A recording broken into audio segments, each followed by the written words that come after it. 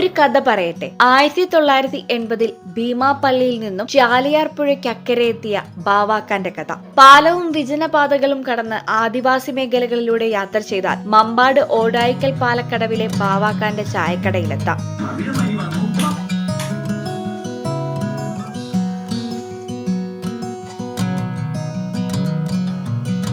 പേരൊന്നും എഴുതി വെച്ചിട്ടില്ലെങ്കിലും നാട്ടുകാർക്കൊക്കെ ഈ കട സുപരിചിതമാണ്. നാട്ടുകാരിട്ടതാണ് ബാവാക്കാന്റെ ചായക്കട എന്ന പേര്. ഈ പേരിനും പെരുമയ്ക്കും കൊല്ലം 43 കഴിഞ്ഞു. ബാവാക്കയ്ക്ക് പ്രായം 93. പകൽ മുഴുവൻ കടയിലാണ്. രാവിലെ 6:15 കടയിലെത്തിയാൽ രാത്രി 8 മടക്കം. ഞായറാഴ്ചയും മുടക്കമില്ല. വെള്ളിയാഴ്ച 10 മുതൽ 2 വരെ മാത്രമാണ് കടയടപ്പ്. മുതലാളിയും തൊഴിലാളിയും ഒക്കെ ഇദ്ദേഹം തന്നെ. ചായക്കടയിലിരുന്ന് ജോലിക്കിടയിൽ അക്കാലത്തെ ഓരോ കഥകൾ പറയും.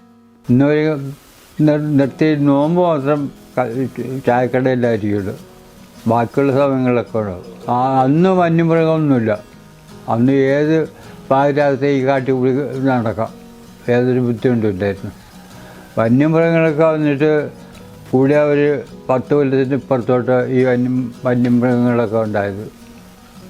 ആദ്യം ഒരാനൊന്ന്, പിന്നെ 2 പിന്നെ 4 അങ്ങനെ ആനകൾ അനവധി.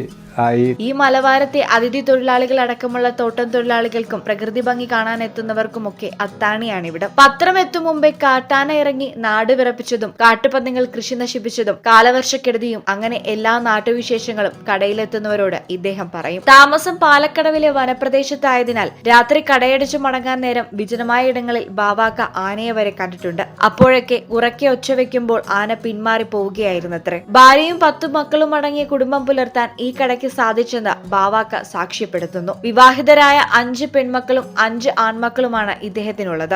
ഉപ്പാക്ക് ഇനിയൊന്ന് വിശ്രമിച്ചുകൂടെ എന്ന മക്കളുടെ ചോദ്യത്തിന് ഈ കടയിൽ പകലന്തിയോളം ജോലി ചെയ്യലാണ് തന്റെ വിശ്രമമെന്നും 4 പതിറ്റാണ്ട് കടന്ന ശീലം നിർത്താനാകില്ലെന്നുമാണ് ബാവാക്കയുടെ മറുപടി.